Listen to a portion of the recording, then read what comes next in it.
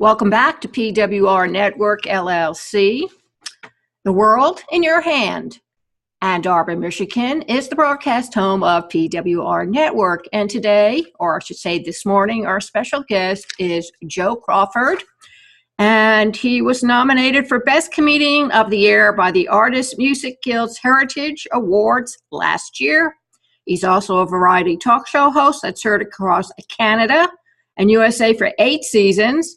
And for those who really want to know what he does in his spare time, he interviews countless celebrities. And I'll just give you a thin sampling from Tim Conway to Rita Rudner to Wink Martindale to Margaret Cho. Well, you get the idea. He is not a slacker. So good day, Joe. How are you this wonderful snowing, going to go below 35 below zero day? Oh, it's beautiful. In Canada, we're used to it. You guys are near the border, too, with Michigan, so you guys are used to it as well. Yes, but at least we're not getting 18 inches of snow. That's true. Well, as long as I can still walk through it and drive through it, I don't care how much snow we get. The best part is when you hydroplane down a steep hill in Maine, go flying over the next 2 hills and land in a snowbank. Bet you can't beat that. Now you're going stunt driving now. Yes. Well, we always, when you're young and stupid at 18, 19, and 20, those were the days, huh? Oh, absolutely. And sometimes I feel like attaching some skis just to help protecting the vehicle to keep on going and sliding right through. Absolutely. You want to put out your wings and really fly. So, Joe, what got you started in comedy? Were you funny as a kid? Oh, when my mom gave birth to me, she said, "Look at that, there's a comedy guy." No, anyways, no, I got started into comedy. Actually, started in entertainment when I was 10. I was a professional clown, believe it or not, and ended up doing birthday parties and celebrations. And I always wanted to become a talk show host. Went to school for broadcasting at the Niagara College in Canada, and worked in terrestrial radio for some time. Left terrestrial radio, wanted to keep my foot in the door in talking, doing the shows I was doing, and so it ended up being that the talk show host online became for 8 years, and the entertainment was just always wanting to make people laugh and enjoy themselves, and kind of there's so much seriousness going around in the world and that stuff. You got to take away from that, even if it's for 5-10 minutes or an hour or whatever the case may be, and just want to bring some happiness to people's lives, and that's how the entertainment comedy came along too. I know. I partially do that. I'm always making fun of myself or anybody else for that matter. And I write black comedies where I'm just viciously humorous at the same time, stabbing people in the back, reminding them that we really are talking about a serious issue. But if you do it too seriously, well, then people don't really believe it's real, does it? I mean, absolutely. Think hobbits. Really? Seriously? And then you're trying to be funny, and they say, "Oh, come on, man. Really?" I remember last year on Facebook, people can follow on my Facebook through my website, joecrawfordlive.com, but I ended up putting a day before April Fool's Day, I ended up putting that ex-girlfriend came to my door showing up that she was pregnant with my kid. And everyone was like, "Oh my gosh!" I had people like outpouring, "Are you okay? We can get through this," and da-da-da-da. And it was just the whole talk of town. And then, of course, I put April Fools on the actual April Fool's Day. Well, I mean, a lot of people were ticked off. "I can't believe you did that." Blah, blah, blah, blah. But there were still a few slight people who were like, "I can't believe you did that. Da-da-da-da. I'm trying to conceive." And it's like, it's a joke. You can't please everyone. But if you can just be happy and just take it as a joke, that's all that matters. Well, I did War of the Worlds last year. And I did the introduction part where they're landing and everything. And I mean, I was told that people were going just flipping out. And then I said, "Hey, this was done like 40, 50 years ago. Get a life, people." Yeah, exactly. "What do you mean, get a life? The aliens are coming." And I said, "Well, if it's going to make you feel any better, when I was in school in the 50s, when the T-Rexes were marching through, yes, we had drills to go underneath the desks for when the aliens landed." Oh, jeez.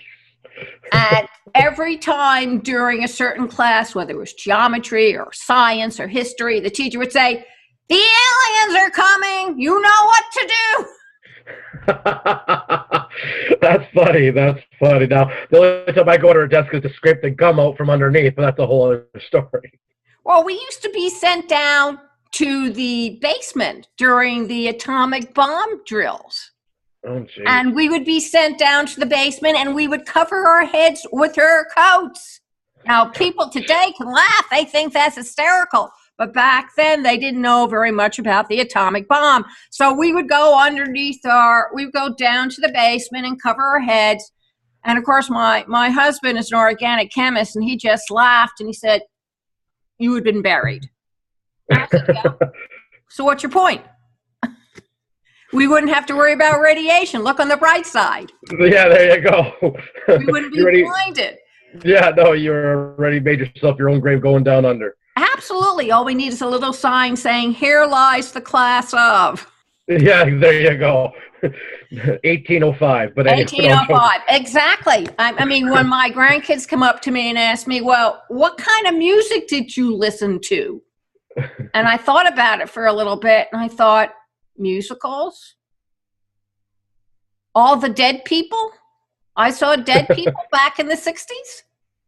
Yeah. Big band. So when you do your stand-up comedy... I think I grew up in the wrong era with music. Did you? Yeah. That's what I felt like when the Beatles came in and I was still listening to classical music. Mm-hmm. Yes. Well, we won't go there. I could hear a dead bomb. The audience just died. Serve them another round of drinks, boys, and let's get moving and grooving. So when you do your routines, do you have prepared, or do you do it off the cuff like I do it and Robin Williams? No, what I have some stuff like what to talk about or whatever. I just don't stand up there and do total improv, but I do involve. I like the involvement from the audience. So there's always some kind of banter between the audience and I. Not like a heckler banter, but involvement that way. In my stand-up as well, I'll do stories and I'll do singing and I'll do impersonations. I'll dress up like Dolly Parton and Tina Turner and Elton John and Elvis Presley and Sonny and Cher, both of them at the same time. And so it's a whole good, anywhere between an hour, 2 hour show. And just get the audience involved. I'll do a calendar girls, get some ladies up, communicate with them, make them my calendar girls, talking about the music from the 50s and 60s there. And yeah, it's a fun time, but I like to have some stuff prepared. But the funny thing is, I love it when someone comes up to me after the show or a day after the show and they say, "Remember when you said this? It was so funny. It was hilarious."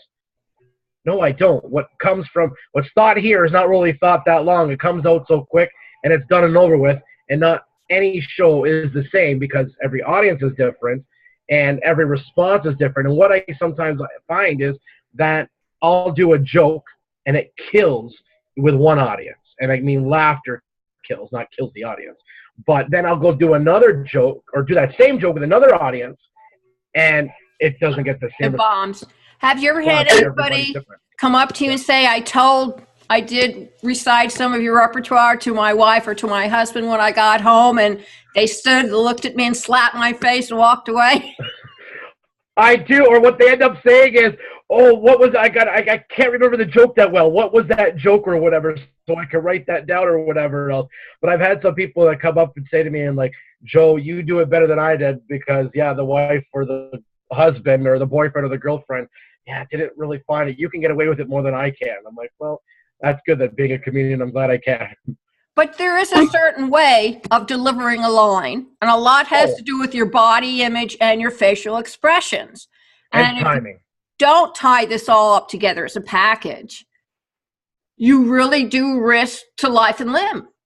Oh, absolutely. And timing is with everything as well. So, I mean, there's comedians that are scolded for saying whatever. Like I'll use, for example, because I interviewed Gilbert Gottfried. He made the first 9/11 joke or whatever, right? Now, people, not to mock 9/11 or whatever else, but, I mean, it was like 2 weeks right after. And, people are like, "Oh, my gosh, how dare he," or whatever. But he built it all up, and the show that he was doing, it all worked out great. Same thing with the tsunamis or whatever else when he lost that Aflac job, too. It's all about timing and everything else. But just people just got to know not to be so serious as well. Oh, absolutely. That's the whole thing. Just relax, enjoy. Don't be too.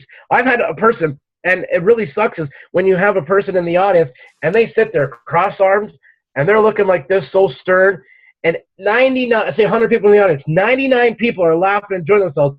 But as an entertainer, as a comedian, you want to make that one, your attention is attracted to that one person, and they're just sitting there like a bump went along, and it's like, really?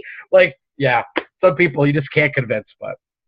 It's difficult. I know I tell this joke to all my Christian friends and Protestant friends, and they never laugh. But if I tell it to the Jewish community, they laugh. And I think it's because they understand what I'm saying. And to them, it's funny. Yeah. And to everybody else, it isn't.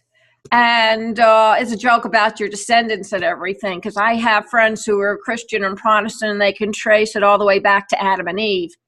And I said, I can't do that. And they say, why not? I said, well, after the years 1939 to 1940, my whole family was wiped off the face of the earth.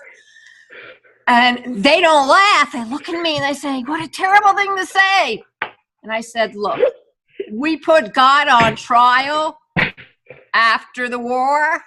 Now that was funny too. But if you don't understand where the humor is coming from, then I can see where it's tragic. But I tell it all the time when they trot out their descendants, it's now a big thing for the celebrities to be descended. Yeah. Have you done anything with that? I'm surprised you haven't brought out a gaggle of baboons. I mean, we're all related to them some way or the other. Or introduce the different chimps. I mean, there are different monkeys all over the place. I could see you do a really smart skit with that. And bring up different examples from the audience. Oh, absolutely. I can. And also, it's funny because you can end up saying, like you said, how it works that they could take the joke or whatever and to your Jewish community people. And so I can do an Italian joke with Italians, and they're like, ah, ha, ha, ha. It's funny because they actually get it and understand it. Where you tell your Jewish joke to your Protestants and that stuff, and they think it's a dig to them or whatever else. And it's like, no, they laugh. You can laugh too. Don't be so serious. But and I slapped my knee when I heard about your Jewish joke, and we reviewed the backyard. I came out of the closet. Yes, you're a fan. I didn't want to say anything. I'm a real professional. Your secret is safe with me. I want you to know that I raised a kid by myself for 15 years in a one-bedroom apartment, and things got interesting when he invited his friends over. So relax. You're a fellow laughing person, because you can only laugh at these things. If you let yourself get upset, you're going to dig a hole in the backyard and just throw yourself in and invite your friends over to bury you and hold the funeral at the same time. My God, what an opportunity. You're absolutely right. And you know what? Life is too short. I've learned with entertaining over the past 20 years, more so the past 5 years, that it's too short. Enjoy it. It's way too short. I can't imagine why anybody, and no offense to the people who have committed suicide, but I just don't understand why they do it. And I've been pushed to the desperation a couple of times in my life, and yet I've never taken that final step. So it must be something that clicks out and something else just clicks in. Because absolutely, and it's ironic that you bring up that mention, because with the mention of Robin Williams passing away and committing suicide, and we're actually going to be doing in the Joe Show in the next few months to come. We're still doing interviews. That we're doing a full mental illness 2-hour special on it, even though it's all fun and that stuff with the Joe Show. We do some serious stuff. But I had people actually come up to me because no one knows what's happening in your own personal life. You have a thing that's up, like you saw here, and then but you have to. You have to. You don't want to live in a fishbowl. And I give those celebrities who manage to do it very, very high marks, because I know it's really impossible. Well, absolutely. And I had many people after Robin Williams passed away, like, Joe, are you okay? Are you depressed? Are you whatever? And I'm like, well, I get depressed. I get sad. Like, I have feelings, but I'm lucky, thank God, and thank my stars, that I don't have that overshadow my life and take it over. And it's just not to knock up the upbringing of whoever and whatever, but I got to give a shout out to my mom, being a single mom, of raising me, and just she did a good job.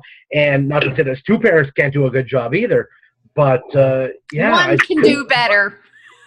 Yeah, exactly. I'm sorry, I was told my kid was going to land up in a gang at 9 and be dead by 12, or he'd be a truant by 16 and be in jail by the time he was 21, and blah, blah, blah. I'm sure, we ought to get some single moms together, your mom, me, and a couple others, and we ought to do a comedy show. Oh, absolutely. It can be the single mom show. Yeah, I really think so. And we have it way over the moms from today, because they were born in a generation where they really have reaped the rewards from what we got.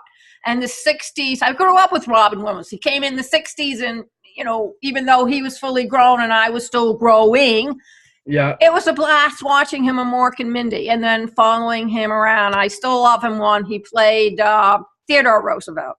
I thought that was a perfect match in heaven, and that was his true character. And he's done some really serious stuff, and he's done some really funny stuff, but that impersonation was to the T the most of his alter ego. Oh, absolutely. I think that was his Mr. Hyde. Yes. Oh, yes. And I mean, just genius writing as well, with everything that he's done, like he did. And it's funny how, and it's for own personal thing, how after he passed away, everyone found out afterwards what he did with the animals, and what he did for the homeless people and all that stuff. He didn't go out and brag, look, I'm a celebrity star and I'm doing this for the homeless, let's get the paparazzi here or whatever else.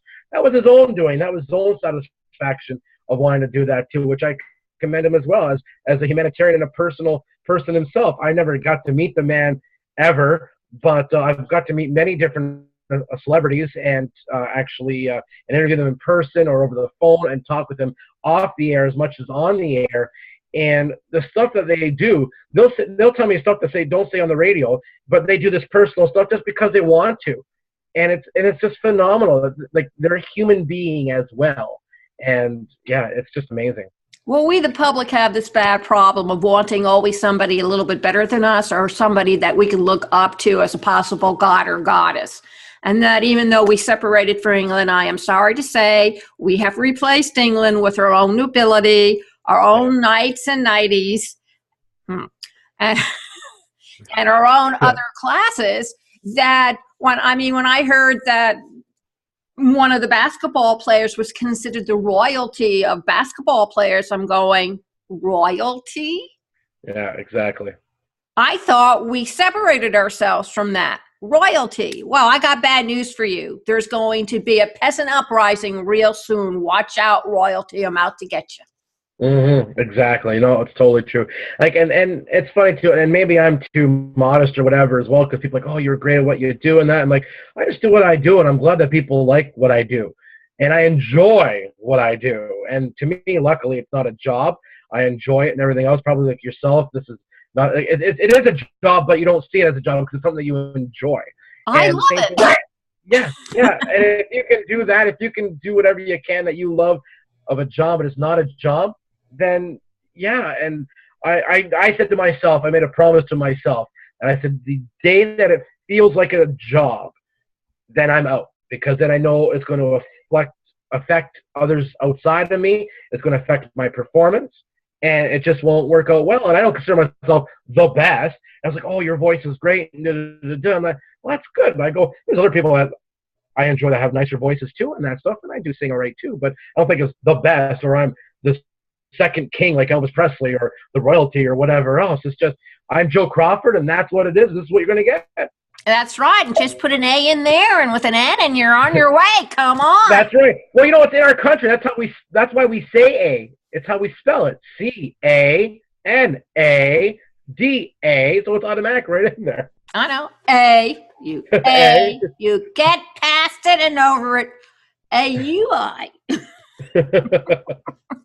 So, Joe, what kind of wisdom do you have, or passionate words do you have for kids who find out early that they're good and making jokes and keeping their parents laughing so loud they're not paying attention that he's just slipped out their wall and take a $50 bill to go to the mall with his friends.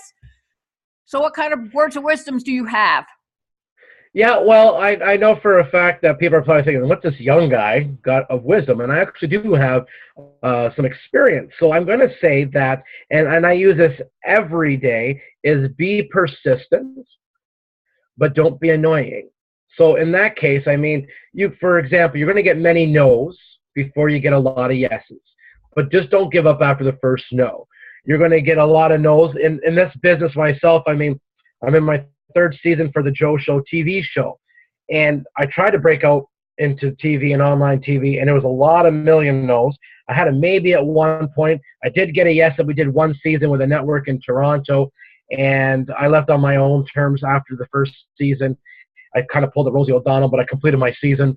But what happened is that you just have to stay with it and don't give up. If you really, really, really want to tell jokes, you really, really want to sing, you really, really want to be a banker, whatever the case may be, is stick with it.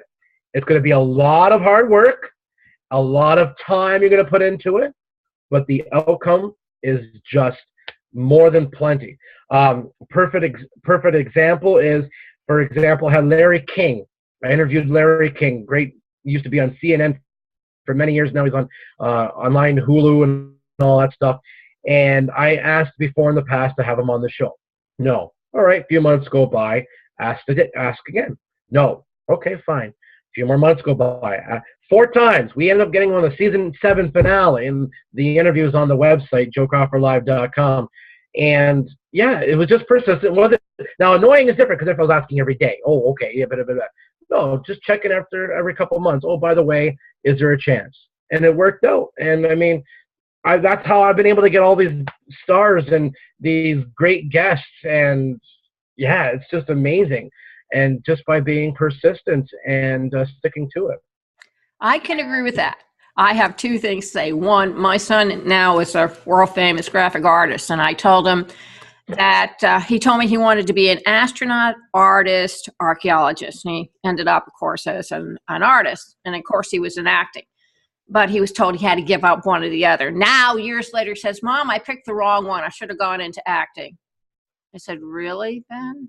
Okay. But he picked an industry along with writing, entertainment, artist. And I used to tell him that I'm sure your mom has to say a few things on being a history teacher because he wanted to be that. I said, those are the starving jobs in the world. Try to find a profession where you're not going to starve. Well, then I hear from my husband, who's an organic chemist, who's telling me these are my degrees. This is where I've been. So, and he said, you can add chemistry to that list too, because I starved quite a few years before I finally got my job. And it was a gentle persistence of going where I wanted to go, where I needed to be seen in all this. And like anything else, if you wanted, and seriously, ladies and gentlemen and children of all ages, you need to be persistent. But the biggest thing you didn't say is you have to have the confidence inside of you that you can do it. Because if you don't have that confidence, everybody can see it. Absolutely. It's hard to believe, but they can actually see that you don't believe in yourself. And if you don't believe in yourself, nobody else will. I know it's right up there. If you don't love yourself, nobody will love you. If you don't like yourself, nobody likes you. And nobody can hate yourself as much as you can. Trust me, I know. I go out in the garden a lot and dig all those holes and then fill them right back up again. But you have to believe in who you are. So, Joe, please tell everybody where they can find you on the World Wide Web and in the flesh. Yeah, well, other than being here in the flesh on your show, Lillian, that they can go to my website, joecrawfordlive.com, and everything there, me, is there. My Facebook, my Twitter, the Joe Show radio show, the Joe Show TV show. You just click on the different tabs. You can see the Joe Show tab. You can go click on that. And you can click on our past interviews that we've done with other guests in the past. We just uploaded our recent one. We had Cheech and Chong on as well, and future interviews to come is the other one we just put up there too, I think, was with John Lovitz as well. So there's a whole bunch of new interviews being added every week after every show that's aired on Wednesday, 8 to 10 p.m. Eastern. And also that you can see where I'm at. Even though I'm based in Canada, I do go all over North America, and I'm hoping nominations are being accepted right now for the Heritage Awards. And that was a true honor of being nominated for that for Best Comedian. That was a shocker, actually. And so anyways, nominations are being accepted for that. Just go to the Artist Music Guild website to put your nominations in for Best Comedian, Joe Crawford. Yes, okay. And that was Joe Crawford. Yeah, Joe Crawford. And the microphone is in that shirt. Oh, Joe Crawford. Like Cindy Crawford, but no relation. Thank God. Yeah. Praise the Lord. And yeah. Pass the ammunition. Okay, I'm okay now.